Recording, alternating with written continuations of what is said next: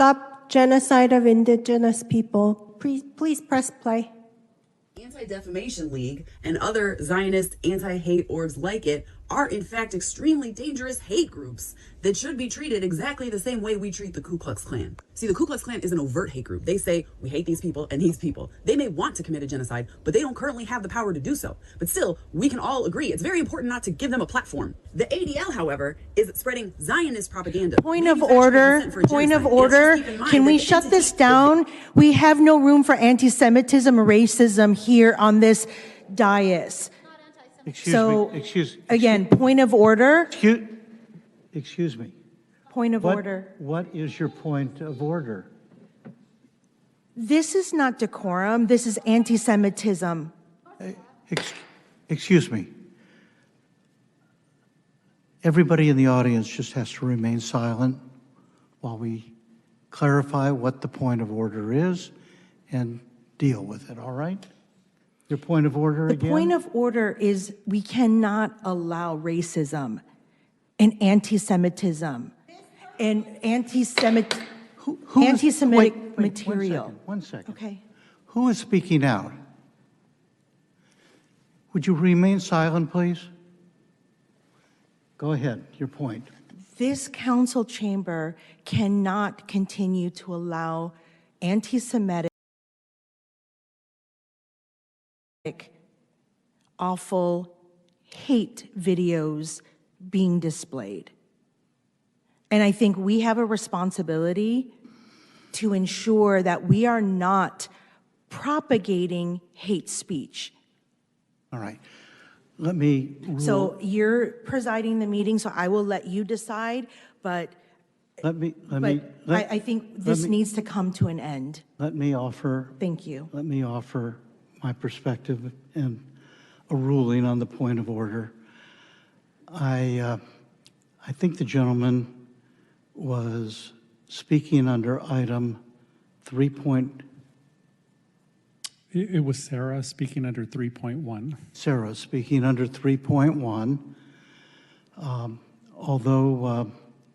Although the material may be objectionable to you and to others, I think she was addressing the item, and I'm not about to cut off somebody's free speech rights, notwithstanding the nature of the speech and its offensive nature to you and to others. That's my ruling. If somebody wants to appeal that or override it, they can do so. Point of order. Yes, go right ahead. What's your point? Yeah, I do agree with Councilmember Kim that we should not tolerate hate speech in our chambers, regardless of who it's targeted to. And I understand that there is freedom of speech here, but that doesn't mean that we need to stay silent in response to hate speech. We can push back as council members and say that we don't agree with it, even if we can't stop that speech. And I also am wondering what Councilmember Kim is wanting us to do here. Thank you. We need to have a tolerant community, and we cannot allow this to continue. Let me cut you off at this point. There is no place for this. There's a point of order. The video presentation was interrupted. This person had a right to speak for a designated period of time. That was part of her speech. Offensive though its content may be, we are obliged, I believe, to nevertheless hear the speech. When that is concluded, you can respond to it, but that's not what took place here. We had an interruption of that speaker's 3 minutes or whatever it was. Mr. City Attorney, would you like to opine on any of this? Only to emphasize that all response responses to public comments are to be brief. So if there is a response to following this, this is an agendized item, or at least it's presented as an agendized item. I think the speaker said that this related to Indigenous Peoples Day, and the connection between that speech and Indigenous Peoples Day is not yet clear to me. So the response ought to have to do with Indigenous Peoples Day. Yeah. I didn't see anything in this video that was an expression of Indigenous Peoples Day, but what I did see was a vile expression of anti-Semitism in the strongest terms. And I think we as a city, we need to value our residents, and this is a public forum, and this is a safe space for constructive dialogue. This is not a platform for hate speech. This is not a platform for anti-Semitism, no matter how you feel. And I feel that it's important and it's incumbent on all of us here. When people came to this chamber and espoused anti-Asian sentiments, we as a council stopped that from happening. And I don't know why this would be any different. And if someone who is not even Jewish, like myself, can look at this and see how repulsive this is, then again, I can't imagine how anyone viewing in this audience or on TV or at home can think that this is acceptable. So I think we have a responsibility to push back, to say we are not going to accept this type of expression in our chamber. First Amendment is fine, but this isn't First Amendment. This is picking something that had nothing to do with the actual agenda item and espoused hate speech. Are you done? We start cutting people off preemptively, we're going to be sued. So Vice Mayor Agran, first things first, it is absolutely you're chairing the meeting, it's your call. It's your call whether the speaker is speaking within the scope of the agendized item that they said that they were speaking on. It's your call. A majority of the members can override you if they choose to do that, but it is your call. Then getting to the question about the First Amendment, you are 100% right. While we may find the speech vile or wrong or inappropriate or any other number of adjectives that you could apply to it, that does not give us, in and of itself, the fact that we would disagree with it very strenuously, find it offensive, does not give us the right to shut down that speech. Other things might, but not that. And, you know, candidly, Councilmember Treseder is correct. If you disagree with speech, your right is to express your disagreement with the speech. And just to be clear about this, we will be in a position where council members can pull off item 3.1 and can speak, and can speak, as far as I'm concerned, in multiple rounds, contrary to the public comments that were made. And that would be the appropriate way, in my judgment, of dealing with it. If you regard speech as not just offensive, but bad or very bad, vile, then you have the opportunity, certainly we do at the dais here, to push back on that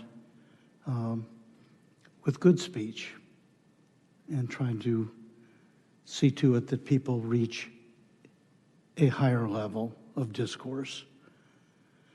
And that's what I would propose, that we allow the presentation of the video to be concluded, that council members then can pull this item off the agenda for further discussion, and then we would, of course, vote on the item. Councilmember Kim, did you want to speak? Yes, I'd thank you. I'd like to see if we can move this along a little bit by, again, I think we can call for civility and rules of decorum, first and foremost. But again, I am still not clear how the First Amendment protects. We are only supposed to be speaking about an actual agenda item. And we are past non-agendized public comments. So we are speaking about an agendized item. And there is nowhere in that vile anti-Semitic video that had anything to do with the actual agendized item. So for those grounds alone, since there was no correlation to the actual item itself, should not be presented. Again, this isn't non-agendized items where you just spew off whatever you want. This was an agendized item where this vile racist video was shown. And I'm going to push back on it in every moment, and I would hope that you would too. all right, excuse me. Let me just proceed by saying, again, we give a wide berth here when it comes to matters of speech. I took that video to be speaking to the question of indigenous peoples and colonization and who was here first and so forth. When anti-Zionist language is used and so forth, they're referring to the notion that somehow the Jews, white Jews, colonized land that belonged to the Palestinians. I get it. That's for me good enough to not be shutting down people from expressing themselves, no matter how much we disagree. Now, let me just say what I'd like to do, unless my colleagues override it. I'd like us to finish hearing what was an interrupted presentation on item 3.1. And at the conclusion of that, we have no more speakers, is that correct? At the conclusion of that, we will deal with the consent calendar, moving the consent calendar except those items that are pulled off by council members. I will presume you will want to pull off item 3.1 and speak to what transpired and move the item at that point. And that will be your time to be heard at length as to what you've heard from the public. That's what I propose. If there's objection to that, we'll continue to talk about it here a little bit. Otherwise, that's my ruling. With that in mind, absent objection, will you finish the video? They're manufacturing consent for, the Israeli government is currently committing an overt genocide, killing tens of thousands of people and threatening the lives of millions more in Gaza and the West Bank. The ADL is defending this genocide and silencing all criticism of it. And in doing so, they are spreading genocidal propaganda. But they do it while claiming to be an anti-hate organization. And this is why they are in some ways even more insidious and dangerous than an overt hate group like the Ku Klux Klan. First of all, what are Jews? Jews are a diverse group of people of various ethnicities, cultures, and religious expressions. We live all over the world. Some of us are religious, some of us are not. Some of us are anti-Zionists, some of us are Zionists, some of us are decent people who just want to raise our families in peace. And some of us are raping, torturing, mass murdering genociders. So we got all kinds. Now, blood libel is a lie that dates back to the 2nd century CE that was told by Christian leaders who accused Jews of cannibalism. Calling someone a baby killer is one of the oldest and most successful kinds of genocidal propaganda. You saw the